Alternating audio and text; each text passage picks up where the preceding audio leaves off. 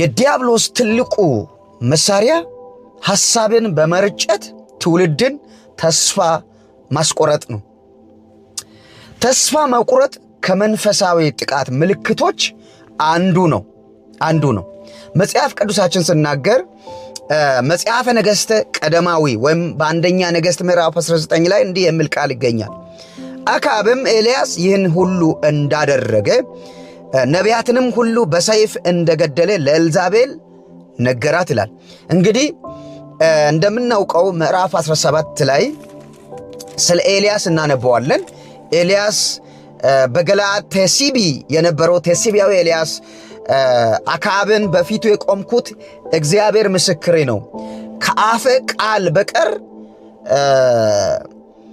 ሕያው እግዚአብሔር ከአፌ ቃል በቀር በእነዚህ ዓመታት ጠልና ዝናብ አይሆንም አለው። ለምን ከተባለ አክዓብና ባለቤቱ ኤልዛቤል የምትባል ሰይጣን ምስለጥንባት ክፉ የሰፈነባት የእግዚአብሔርን መንግስት የሚጻረር ነገር ያደርጉ እንደነበረ እንመለከታለን። እና ከኤልዛቤል ገበታ የሚበሉ በክፉ መንፈስ የተጠናወቱ ክፉ ነቢያቶች ምድርቷን የሚገለባበጡበት ዘመን ነበር። እና እግዚአብሔር በኤልያስ አልፎ ማስጠንቀቂያን መልእክት ብዙ ጊዜ ሲሰጠው ተስተውሏል። ነገር ግን አክዓብ በምስቱ መንፈስ በክፋት መንፈስ ተሞልቶ መመለስ አልፈለገም። ልቡ ደነደነ። ከዚህ የተነሳ እግዚአብሔር ኃይሉን ጉልበቱን ለመግለጥ ስለፈለገ እግዚአብሔር በሕዝበ እስራኤላውያን ዘንድ የታወቀው የተጠራው የከበረው እግዚአብሔር የኪዳን አምላክ የሆነው እግዚአብሔር ክብሩን ለማንም አሳልፎ መስጠት የማይፈልግ እግዚአብሔር በኤልያስ በኩል ተገለጠ፣ ክብሩን ገለጠ። እና ኤልያስ በመጸለይ ከሰማይ እሳት ወርዶ መስዋዕቱን እንደበላ እንመለከታለን።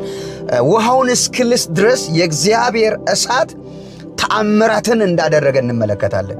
እንደዚሁም ደግሞ እነዛን የአሼር ነቢያቶችን እነዛን ከኤልዛቤል ገበታ የሚመገቡትን የእግዚአብሔር መንግሥት የሚጻረረውን ነገር የሚያደርጉትን በቂሶን ወንዝ አሳረዳቸው ይላል። ከዚህ የተነሳ ኤልዛቤል ተቆጣች፣ መንፈሷ ተቆጣ። በጌታ በኢየሱስ ክርስቶስ ስም ትውልድ ላይ የተቆጣ መንፈስ፣ ትውልድን ለመቅጠፍ የተቆጣ የኤልዛቤል መንፈስ ዛሬ በኢየሱስ ስም የተመታ ይሁን። ክብር ለኢየሱስ ይሁን። በዚያን ጊዜ ኤልያስ የተተነበየው ትንቢት በኢዩ ዘመን ነው የተፈጸመው። ኤልዛቤል በሰገነቷ በነበረች ጊዜ ኢዩ ተመለከታት። እግዚአብሔር ከተቀመጠችበት አሽቀንጥሮ ጣላት። ኤልያስ እንደተነበየው ደሟን ውሾች እንደላሱ እንመለከታለን። አያችሁ፣ እግዚአብሔር የሌለው ሰው መጨረሻው ውርደት ነው። እግዚአብሔር የሌለው ሰው፣ ኢየሱስ የሌለው ሰው መጨረሻው ውርደት ነው። ምንም ያህል ዝነኛ ሊሆን ይችላል። ደምን በማፍሰስ ወንበሩን የስልጣኑን ዘመን ሊያስረዝም ይችላል። ይሁን እንጂ ያለ እግዚአብሔር የሚጓዝ ሰው አይዘልቅም፣ መጨረሻው አያምርበትም። ስለዚህ ኤልዛቤል የእግዚአብሔርን መንግሥት የምትገፋ ክፉ ሴት ነበረች። ትውልድን በእርኩሰትና በክፋት ጠላልፋ የምትጥል ሴት ነበረች። እግዚአብሔር ግን ተበቀላት። ኢየሱስ ክርስቶስ ጌታ ነው። ዛሬም ትውልድን የሚያሳድድ መንፈስ፣ ትውልድን ተስፋ በማስቆረጥ ትውልድን ከሚጓዝበት ከመንፈሳዊ ጉዞ የሚያስተጓጉል መንፈስ፣ ከተዘጋጀለት ምዕራፍ የሚያጎል መንፈስ በኢየሱስ ክርስቶስ ስም በእግዚአብሔር ክንድ የተመታ ይሁን። በኢየሱስ ስም የተመታ ይሁን። በኢየሱስ ስም የተመታ ይሁን። ኢየሱስ ክርስቶስ ጌታ። አክዓብ ኤልያስ ይህን ሁሉ እንዳደረገ ነቢያትንም ሁሉን በሰይፍ እንደገደለ ኢየሱስ ክርስቶስ ጌታ ነው። ዛሬም የእግዚአብሔር ቃል ሰይፍ ነው። ዛሬም የእግዚአብሔር ቃል ያልሆነውን ነገር ይቆርጣል። ኢየሱስ ክርስቶስ ጌታ ነው። ስለዚህ ነቢያትም ሁሉ በሰይፍ እንደገደለ ለኤልዛቤል ነገራት። ኤልዛቤልም ነገ በዚህ ጊዜ ነፍስን ከእነዚህ እንደ አንዲቱ ነፍስ ባላደርጋት አማልክት ይህን ያደርግብኝ ይህንም ይጨምርብኝ ብላ ወደ ኤልያስ መልእክተኛን ላከች ይላል። ዛተችበት፣ ነፍሱ በእጁ እንዳለ ፎከረችበት። ወገኖቼ ነፍሳችንን የያዘው እግዚአብሔር ነው። ከእስትንፋሳችን ይልቅ ሊቀርብልን የሚችል እግዚአብሔር ነው። እግዚአብሔር ነው። አማልክቶቿ ነበሩ። የምትተማመንባቸው አማልክቶቿ ስለነበሩ አማልክት ይህን ያደርግብኝ ይህን ይጨምርብኝ ብላ ወደ ኤልያስ መልእክተኛን ላከች። ደብዳቤውን ጻፈችበት፣ ፎከረችበት፣ ዛተችበት። ነገ በዚህ ጊዜ አለች። አያችሁ፣ ነገ በዚህ ጊዜ ነፍስን እንደዛ እንደተገደሉት ባላደርጋት አማልክት እንዲሁ ያደርጉብኝ እንዲሁ ይጨምሩብኝ ብላ ፎከረችበት። ፉከራዋ ቀላል አልነበረም። ኤልዛቤል ካሰበችና ካቀደች ከማድረግ ወደኋላ የማትል ክፉና አመፅ የሰፈነባት ክፉ ሴት ነበረች። ኤልያስም በዚህ ዛቻ በመፍራት በክትክታ ዛፍ በታች ተኝቶ ተስፋ ቆረጠ።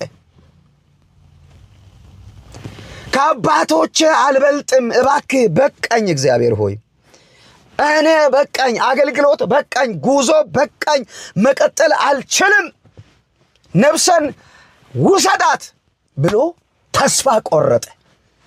እግዚአብሔር ግን ሃሌሉያ መልአኩን ላከለት። ያደከመውን ሃሌሉያ ሊያንከባልልለት ኢየሱስ ጌታ ነው። የተቆረጠውን ተስፋ ማስቀጠል የሚችል የተስፋ ምንጭ የሆነው እግዚአብሔር ለቃሉ ታማኝ ነው። ሃሌሉያ ኢየሱስ ጌታ ነው። የተስፋ ምንጭ ኢየሱስ ክርስቶስ ነው። የተቆረጠውን ተስፋ ያለመለመልን፣ የእግዚአብሔርን መንግሥት ያዘጋጀልን የተስፋ ምንጭ ኢየሱስ ክርስቶስ ነው። ስለዚህ በኢየሱስ ክርስቶስ ተስፋ እናድርግ። በእግዚአብሔር ተስፋ የሚያደርግ አያፍርም ተብሎ ተጽፏል። ዛሬ ተስፋ የቆረጣችሁ አለቀ፣ አበቃ፣ አከተመ፣ ከእንግዲህ ወዲህ አልቀጥልም፣ አላገለግልም ብላችሁ ተስፋ የቆረጣችሁ ካላችሁ ተስፋ መቁረጥ የመንፈሳዊ ጥቃት ምልክት መሆኑን በማመን ወደ እግዚአብሔር እንድትመለሱ ወደ እግዚአብሔር እንድንመለስ አሳስባችኋለሁኝ። ኢየሱስ ጌታ ነው። እግዚአብሔር ኤልያስን ቀሰቀሰው። ኤልያስ ደክሞ ነበር፣ በስጋም በመንፈስም ደክሞ ነበረ፣ ዝሎ ነበረ። እግዚአብሔር መልአኩን ልኮ መገበው። በበላበት በጠጣበት የእግዚአብሔርን ተራራ ኮሬብን ወጣ ይላል። ተራራውን ወጣ ይላል። ኢየሱስ ጌታ ነው። እግዚአብሔር ይመግባችኋል። ተስፋ የቆረጣችሁ በእግዚአብሔር ተስፋ አድርጉ። ሃሌሉያ ኢየሱስ ጌታ ነው። ሃሌሉያ እናንተ መጨረሻዬ ነው እንዲህ ነው ብላችሁ ተስፋ የቆረጣችሁበት ነገር ክብር ለኢየሱስ ይሁን። እግዚአብሔርን አያቅተውም። መጨረሻችን ለእግዚአብሔር መጀመሪያ ይሆናል። ሃሌሉያ ሰው ሲጨርስ እግዚአብሔር ይጀምራል። የጨረሳችሁት ትኖሩ ይሆናል። እግዚአብሔር እንደሚጀምር በእግዚአብሔር ተማመኑ። እግዚአብሔር ያስተማመናል። እግዚአብሔር ያስተማመናል። ክብር ለኢየሱስ ይሁን። ስለዚህ ተስፋ መቁረጥ የመንፈሳዊ ጥቃት ምልክት ነው። ኢየሱስ ጌታ ነው። ስለዚህ ተስፋ ማስቆረጥ የሰይጣን ትልቁ መሳሪያ ነው። ስለዚህ መቃወም አለብን፣ መንቃት አለብን። እግዚአብሔር ያስቀጥለናል። የተስፋ ምንጭ እግዚአብሔር ነው።